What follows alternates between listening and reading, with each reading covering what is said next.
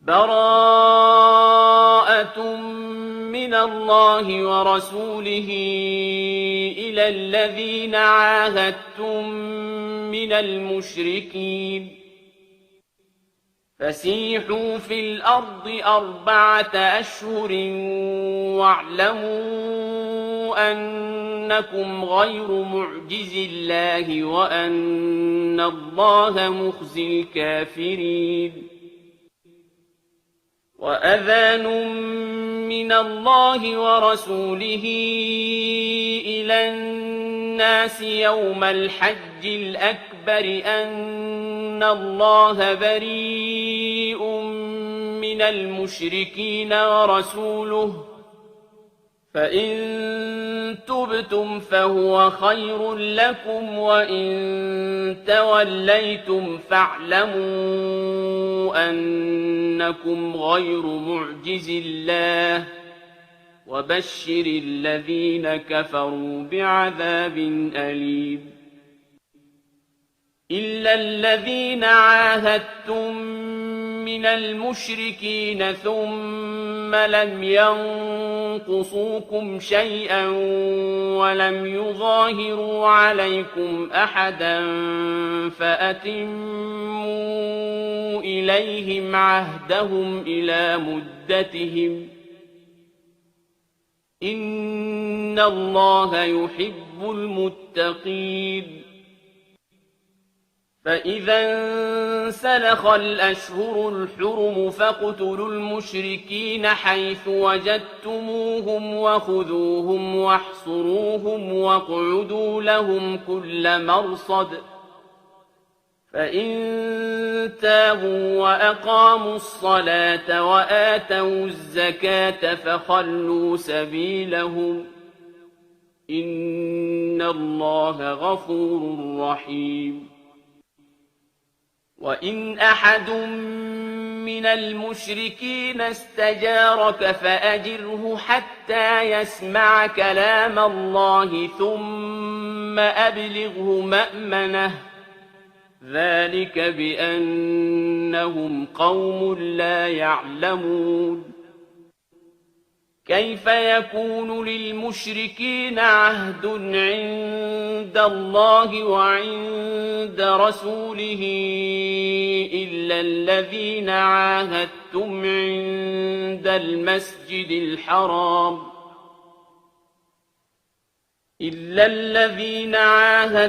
عند المسجد الحرام فما استقاموا لكم فاستقيموا لهم إن الله يحب المتقين كيف وإن يظهروا عليكم لا يرقبوا فيكم إلا ولا ذمة يرضونكم بأفواههم وتأبى قلوبهم وأكثرهم فاسقون اشتروا بآيات الله ثمنا قليلا فصدوا عن سبيله إنهم ساء ما كانوا يعملون لا يرقبون في مؤمن إلا ولا ذمة وأولئك هم المعتدون فإن تابوا وأقاموا الصلاة وآتوا الزكاة فإخوانكم في الدين ونفصل الآيات لقوم يعلمون وإن نكثوا أيمانهم من بعد عهدهم وطعنوا في دينكم فقاتلوا أئمة الكفر إنهم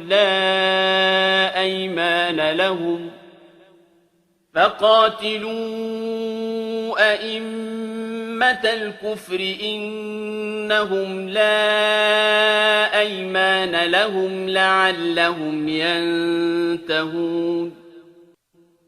ألا تقاتلون قوما نكثوا أيمانهم وهموا بإخراج الرسول وهم بدؤوكم أول مرة أتخشونهم فالله أحق أن تخشوه إن كنتم مؤمنين قاتلوهم يعذبهم الله بأيديكم ويخزهم وينصركم عليهم ويشف صدور قوم مؤمنين ويذهب غيظ قلوبهم ويتوب الله على من يشاء والله عليم حكيم أم حسبتم أن تتركوا ولما يعلم الله الذين جاهدوا منكم ولم يتخذوا من دون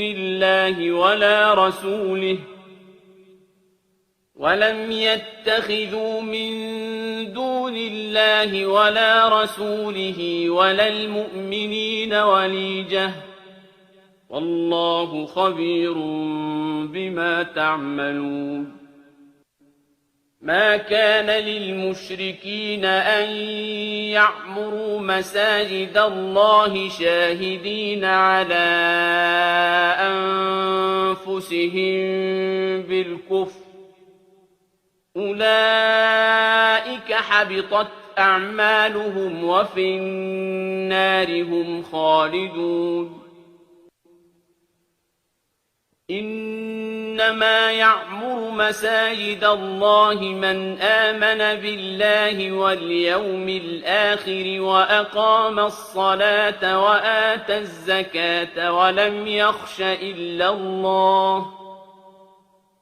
وأقام الصلاة وآتى الزكاة ولم يخش إلا الله فعسى أولئك أن يكونوا من المهتدين أجعلتم سقاية الحاج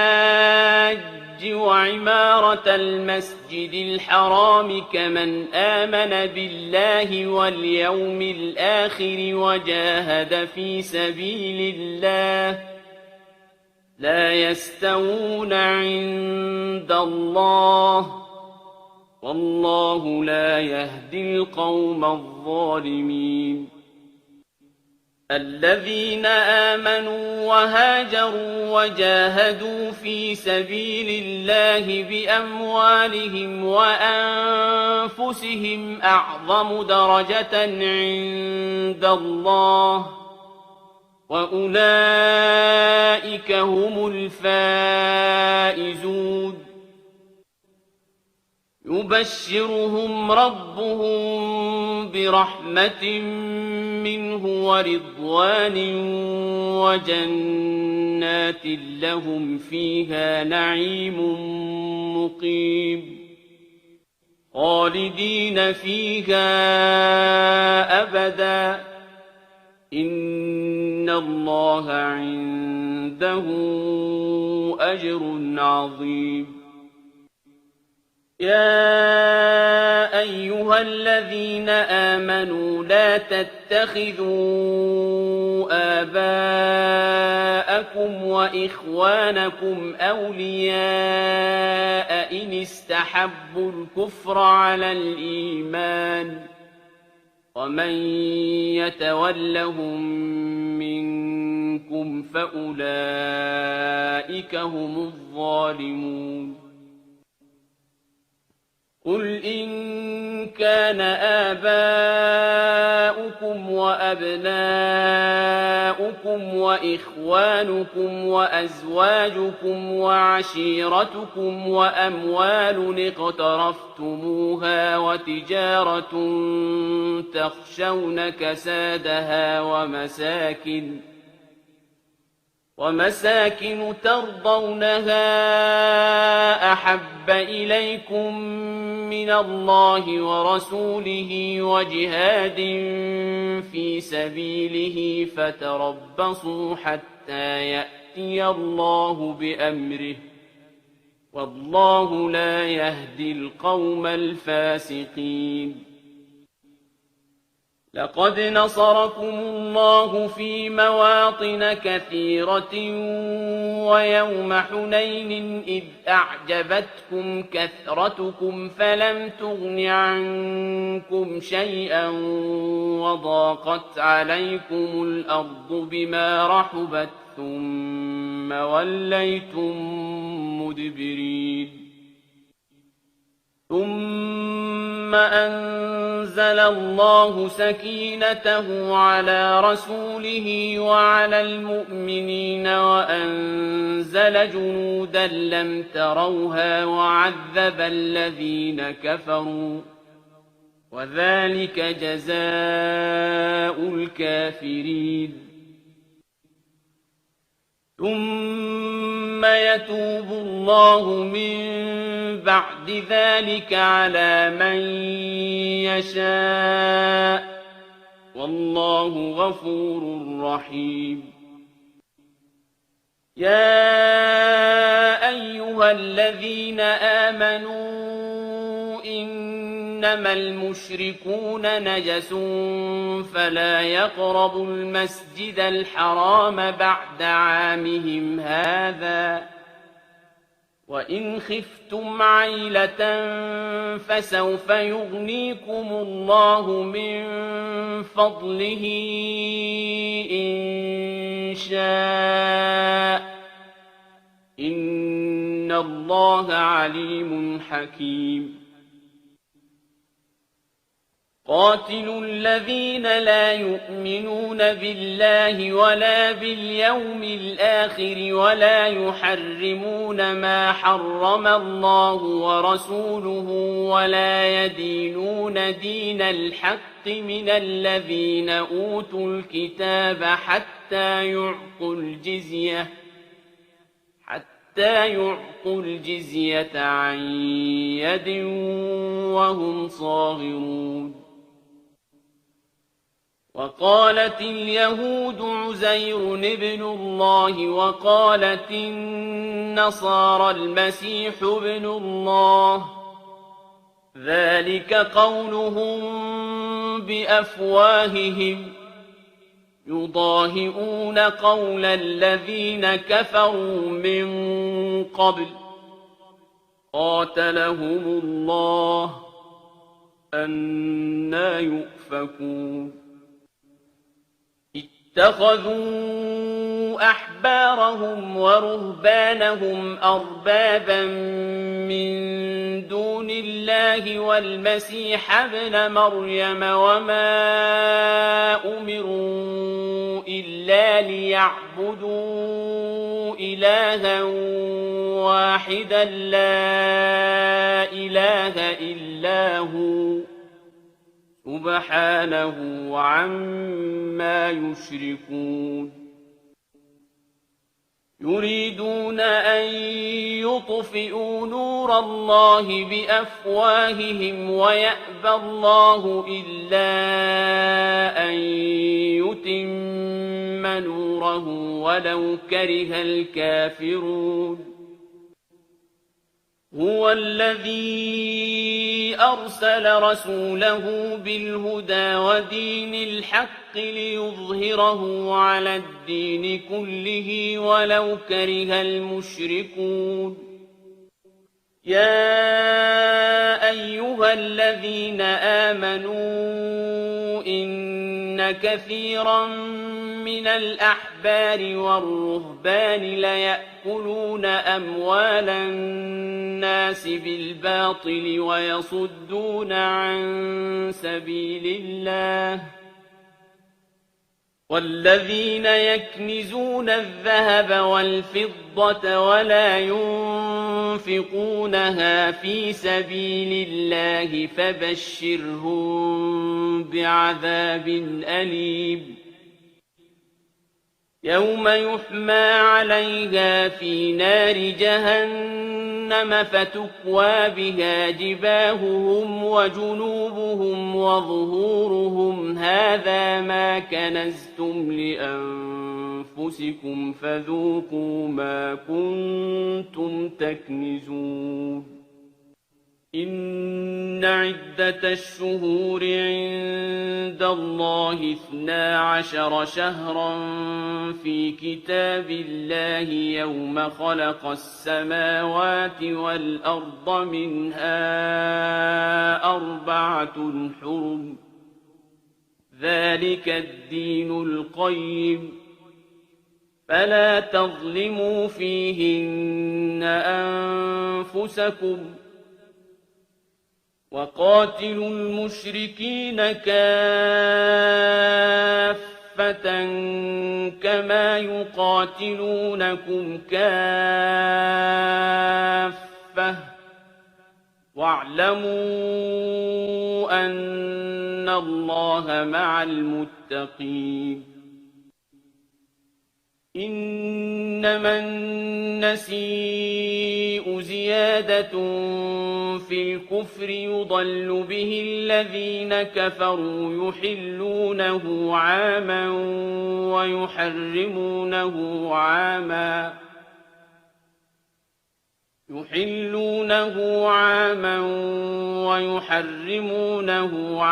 ليواطئوا عدة ما حرم الله فيحلوا ما حرم الله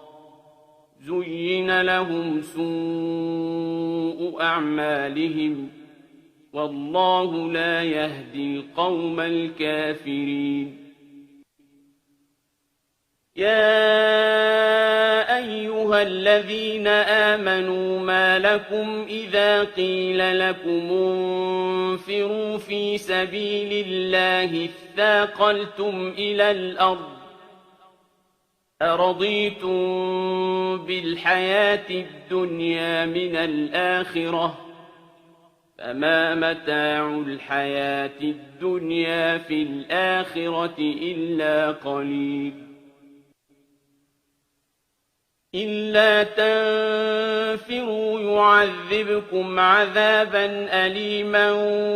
ويستبدل قوما غيركم ولا تضروه شيئا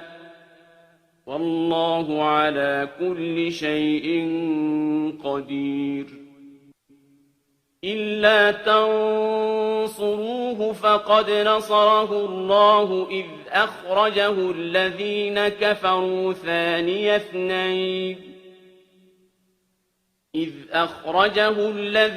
كفروا ثاني اثنين إذ هما في الغار إذ يقول لصاحبه لا تحزن إن الله معنا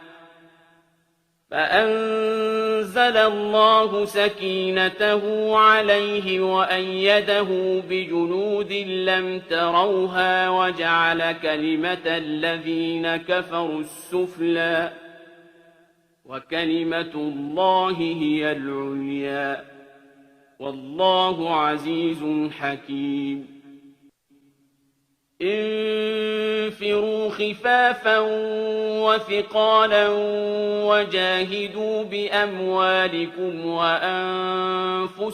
في سبيل الله ذلكم خير لكم إن كنتم تعلمون لو كان عرضا قريبا وسفرا قاصدا لاتبعوك ولكن بعدت عليهم الشقة وسيحلفون بالله لو استطعنا لخرجنا معكم يهلكون أنفسهم والله يعلم إنهم لكاذبون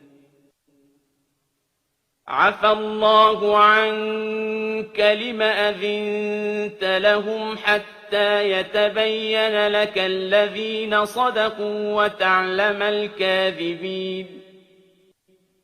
لا يستأذنك الذين يؤمنون بالله واليوم الآخر أن يجاهدوا بأموالهم وأنفسهم والله عليم بالمتقين إنما يستأذنك الذين لا يؤمنون بالله واليوم الآخر وارتابت قلوبهم فهم في ريبهم يترددون ولو أرادوا الخروج لأعدوا له عدة ولكن كره الله بعاثهم فثبطهم وقيل اقعدوا مع القاعدين لو خرجوا فيكم ما زادوكم إلا خبالا ولأوضعوا خلالكم يبغونكم الفتنة وفيكم سماعون لهم والله عليم بالظالمين لقد ابتغوا الفتنة من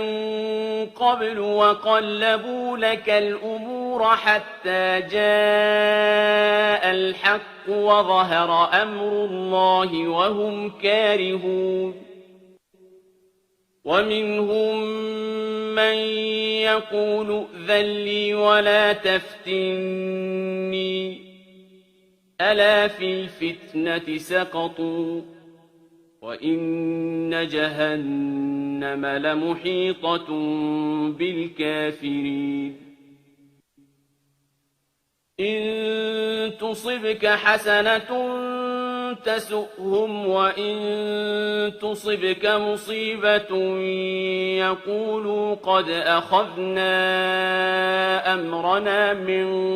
قبل ويتولوا وهم فرحون قل لن يصيبنا إلا ما كتب الله لنا هو مولانا وعلى الله فليتوكل المؤمنون قل هل تربصون بنا إلا إحدى الحسنيين ونحن نتربص بكم أن يصيبكم الله بعذاب من عنده أو بأيدينا فتربصوا إنا معكم متربصون قل أنفقوا طوعا أو كرها لن يتقبل منكم إنكم كنتم قوما فاسقين وما منعهم أن تقبل منهم نفقاتهم إلا أنهم كفروا بالله وبرسوله ولا يأتون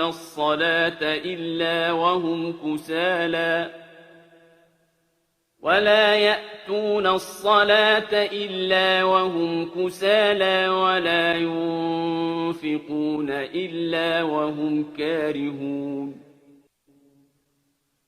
فلا تعجبك أموالهم ولا أولادهم إنما يريد الله ليعذبهم بها في الحياة الدنيا وتزهق أنفسهم وهم كافرون ويحلفون بالله إنهم لمنكم وما هم منكم ولكنهم قوم يفرقون لو يجدون ملجأ أو مغارات أو مدخلا لولوا إليه وهم يجمحون ومنهم من يلمزك في الصدقات فإن أعطوا منها رضوا وإن لم يعطوا منها إذا هم يسخطون ولو أنهم رضوا ما آتاهم الله ورسوله وقالوا حسبنا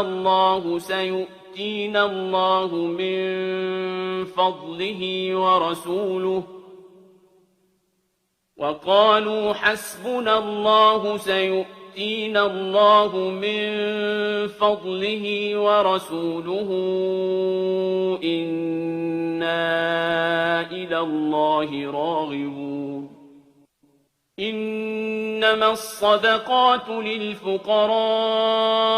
والمساكين والعاملين عليها والمؤلفة قلوبهم وفي الرقاب والغارمين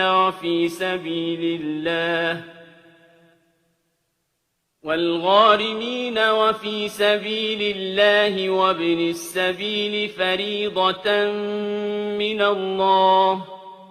والله عليم حكيم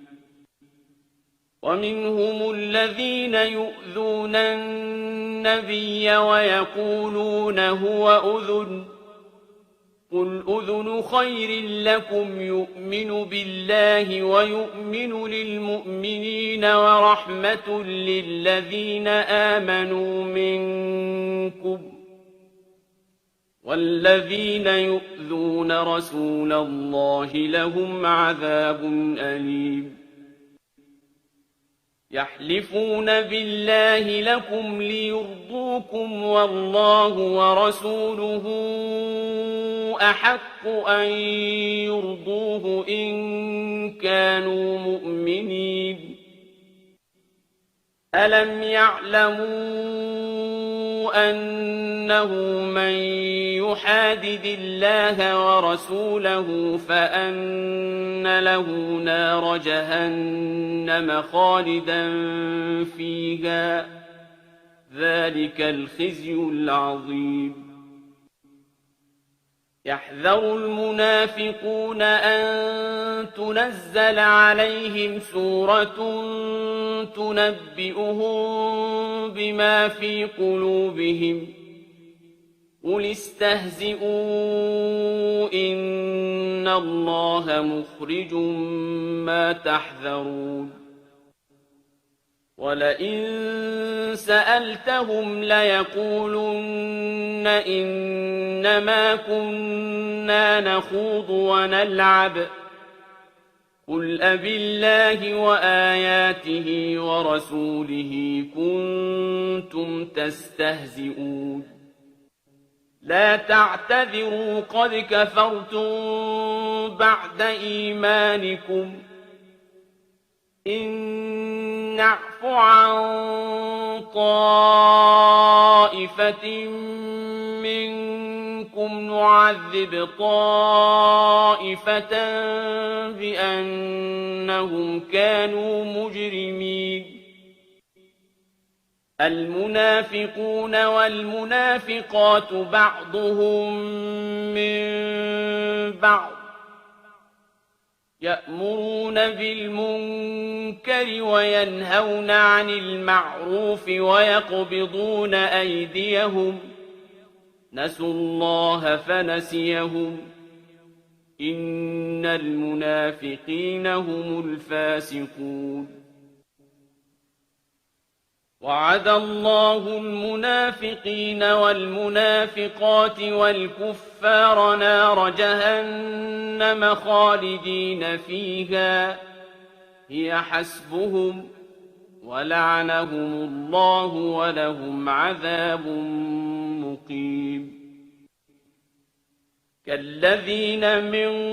قبلكم كانوا أشد منكم قوة وأكثر أموالا وأولادا فاستمتعوا بخلاقهم فاستمتعتم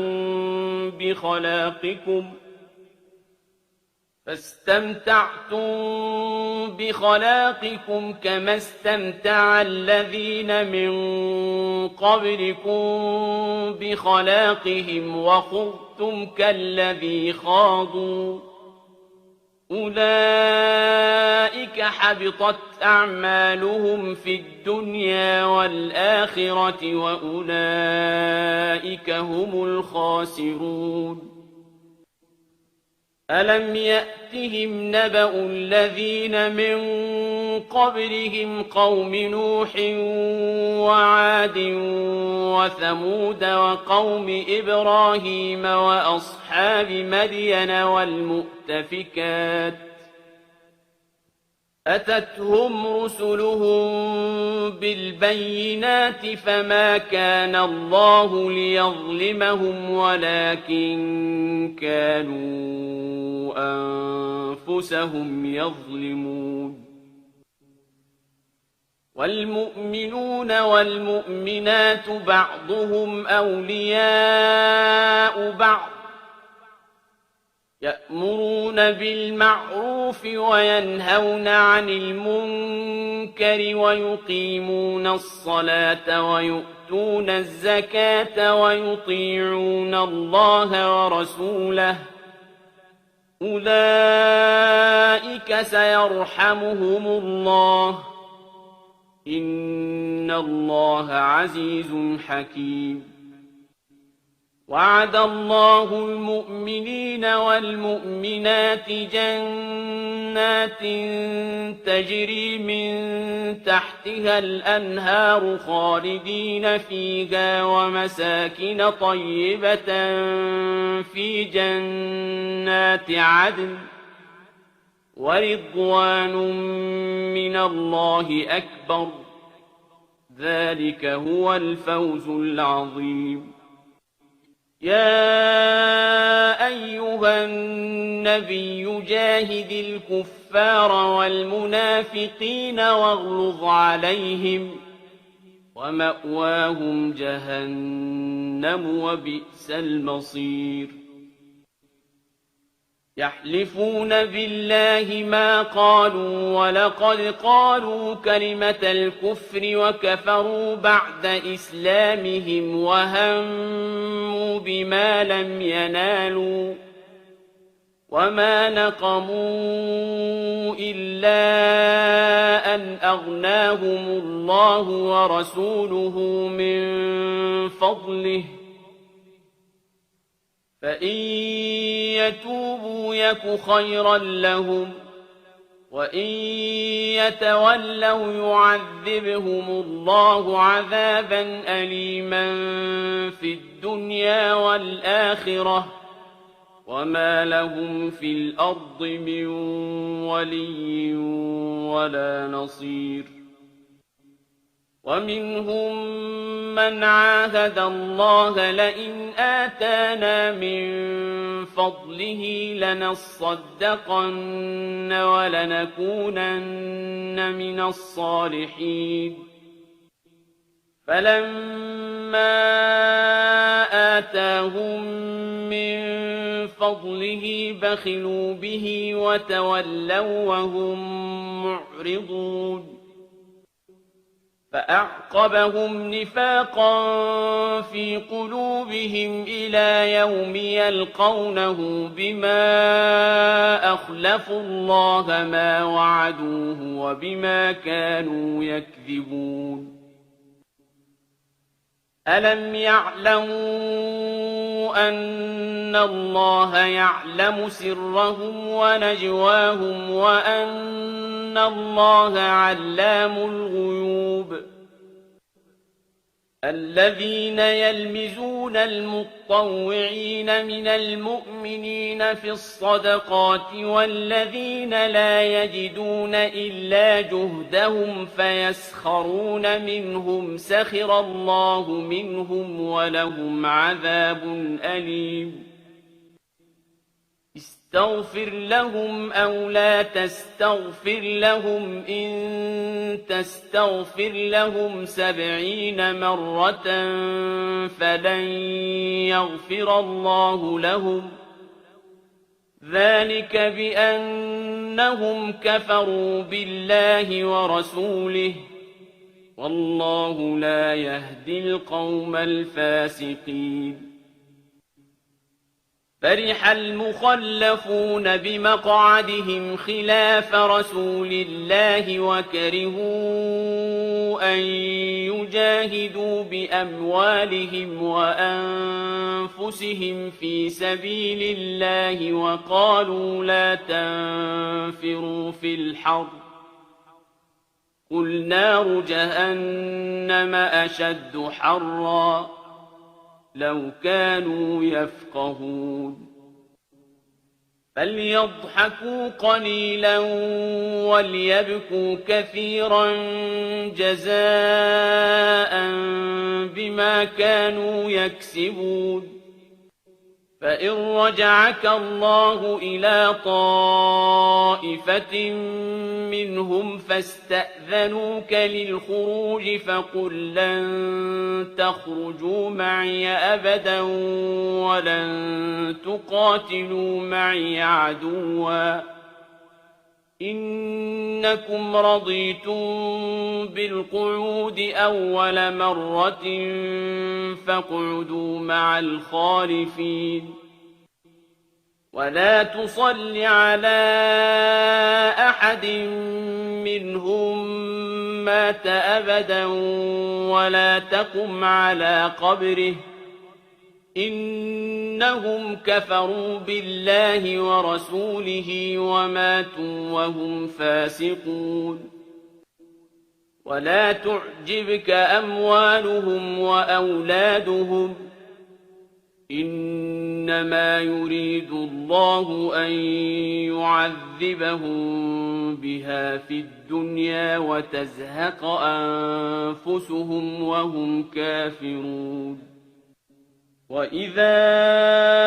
أنزلت سورة أن آمنوا بالله وجاهدوا مع رسوله استأذنك أولو الطول منهم وقالوا ذرنا نكن مع القاعدين رضوا بأن يكونوا مع الخوالف وطبع على قلوبهم فهم لا يفقهون لكن الرسول والذين آمنوا معه جاهدوا بأموالهم وأنفسهم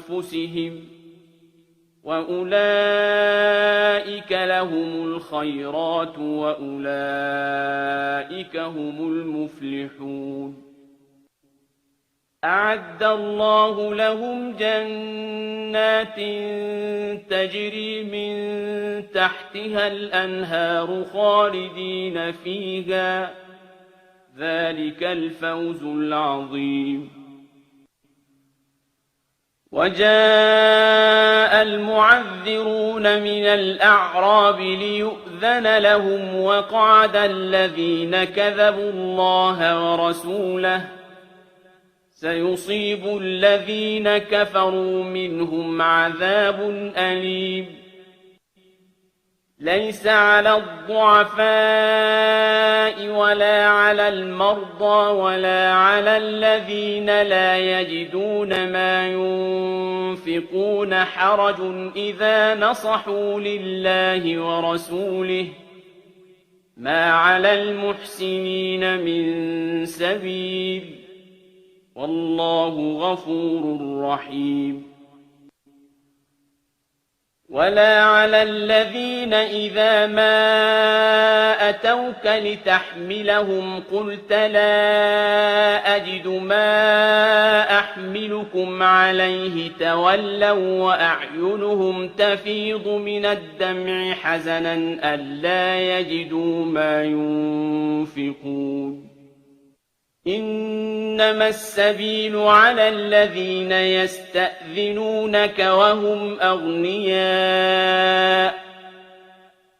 رضوا بأن يكونوا مع الخوالف وطبع الله على قلوبهم فهم لا يعلمون يعتذرون إليكم إذا رجعتم إليهم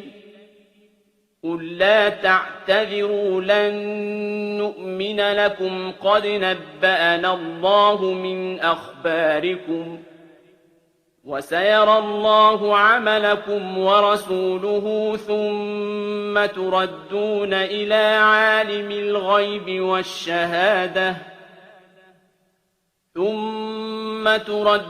إلى عالم الغيب والشهادة فينبئكم بما كنتم تعملون سيحلفون بالله لكم إذا انقلبتم إليهم لتعرضوا عنهم فأعرضوا عنهم إنهم رجس ومأواهم جهنم جزاء بما كانوا يكسبون يحلفون لكم لترضوا عنهم فإن ترضوا عنهم فإن الله لا يرضى عن القوم الفاسقين الأعراب أشد كفرا ونفاقا وأجدر ألا يعلموا حدود ما أنزل الله على رسوله والله عليم حكيم ومن الأعراب من يتخذ ما ينفق مغرما ويتربص بكم الدوائر عليهم دائرة السوء والله سميع عليم ومن الأعراب من يؤمن بالله واليوم الآخر ويتخذ ما ينفق قربات عند الله وصلوات الرسول ألا إنها قربة لهم سيدخلهم الله في رحمته إن الله غفور رحيم والسابقون الأولون من المهاجرين والأنصار والذين اتبعوهم بإحسان رضي الله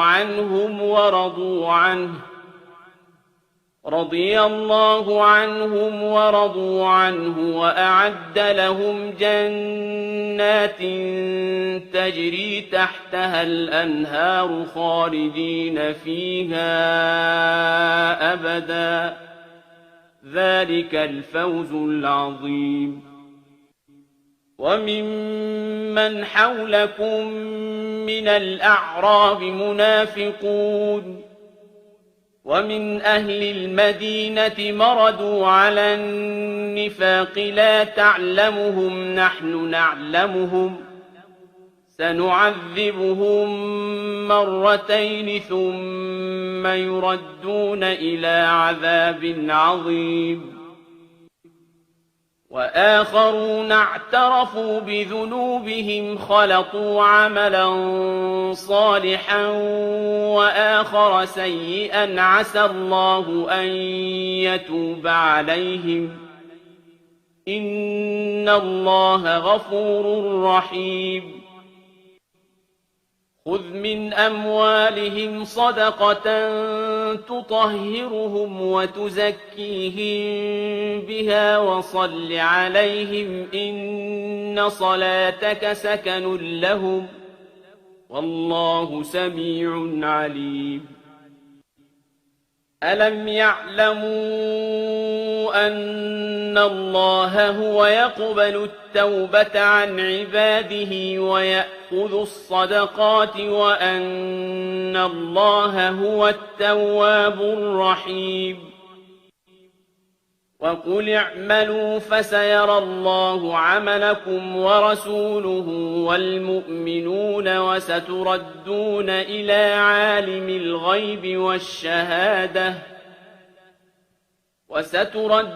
إلى عالم الغيب والشهادة فينبئكم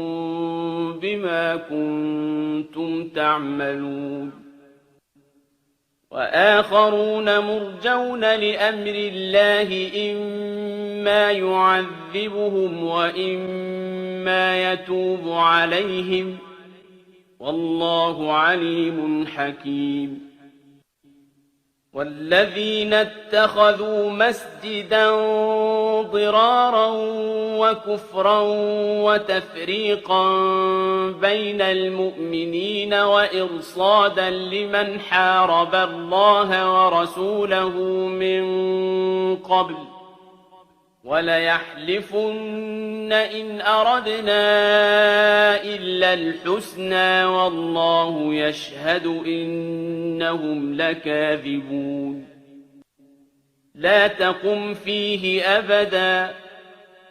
لمسجد أسس على التقوى من أول يوم أحق أن تقوم فيه رجال يحبون أن يتطهروا والله يحب المطهرين أفمن أسس بنيانه على تقوى من الله ورضوان خير أم من أسس بنيانه على شفا جرف هار فانهار به في نار جهنم والله لا يهدي القوم الظالمين لا يزال بنيانهم الذي بنوا ريبة في قلوبهم إلا أن تقطع قلوبهم والله عليم حكيم إن الله اشترى من المؤمنين أنفسهم وأموالهم بأن لهم الجنة يقاتلون في سبيل الله فيقتلون ويقتلون وعدا عليه حقا في التوراة والإنجيل والقرآن ومن أوفى بعهده من الله فاستبشروا ببيعكم الذي بايعتم به وذلك هو الفوز العظيم التائبون العابدون الحامدون السائحون الراكعون الساجدون الآمرون بالمعروف والناهون عن المنكر والحافظون لحدود الله وبشر المؤمنين ما كان للنبي والذين آمنوا أن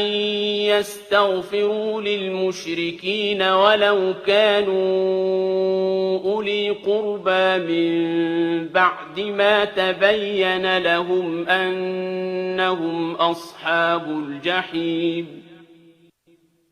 وما كان استغفار إبراهيم لأبيه إلا عن موعدة وعدها إياه فلما تبين له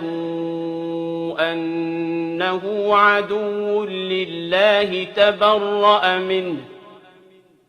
إن إبراهيم لأواه حليم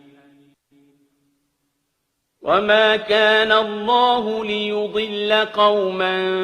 بعد إذ هداهم حتى يبين لهم ما يتقون إن الله بكل شيء عليم إن الله له ملك السماوات والأرض يحيي ويميت وما لكم من دون الله من ولي ولا نصير لقد تاب الله على النبي والمهاجرين والأنصار الذين اتبعوه في ساعة العسرة من بعد ما كاد يزيغ قلوب فريق منهم ثم تاب عليهم إنه بهم رءوف رحيم. وعلى الثلاثة الذين خلفوا حتى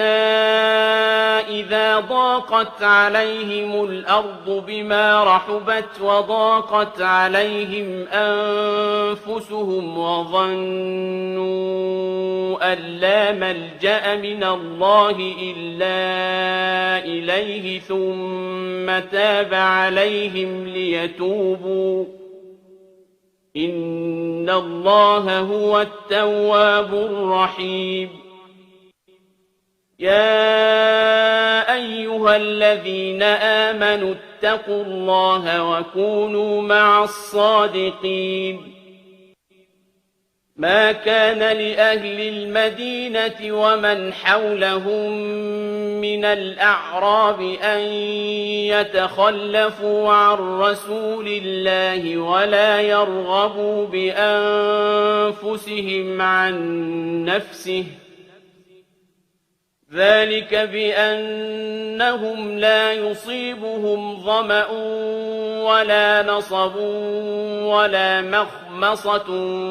في سبيل الله ولا يطؤون موطئا يغيظ الكفار ولا ينالون من عدو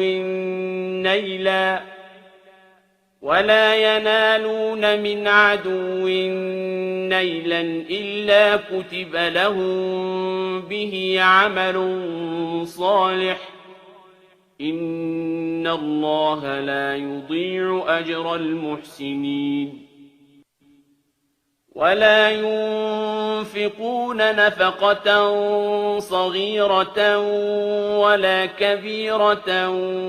ولا يقطعون واديا إلا كتب لهم ليجزيهم الله أحسن ما كانوا يعملون. وما كان المؤمنون لينفروا كافة فلولا نفر من كل فرقة منهم طائفة ليتفقهوا في الدين ولينذروا قومهم إذا رجعوا إليهم لعلهم يحذرون. يا أيها الذين آمنوا قاتلوا الذين يلونكم من الكفار وليجدوا فيكم غلظة واعلموا أن الله مع المتقين. وإذا ما أنزلت سورة فمنهم من يقول أيكم زادته هذه إيمانا فأما الذين آمنوا فزادتهم إيمانا وهم يستبشرون. وأما الذين في قلوبهم مرض فزادتهم رجسا إلى رجسهم وماتوا وهم كافرون. أولا يرون أنهم يفتنون في كل عام مرة أو مرتين ثم لا يتوبون ولا هم يذكرون. وإذا ما أنزلت سورة نظر بعضهم إلى بعض هل يراكم من أحد ثم انصرفوا صرف الله قلوبهم بأنهم قوم لا يفقهون. لقد جاءكم رسول من أنفسكم عزيز عليه ما عنتم حريص عليكم بالمؤمنين رءوف رحيم فإن تولوا فقل حسبي الله لا إله إلا هو عليه توكلت وهو رب العرش العظيم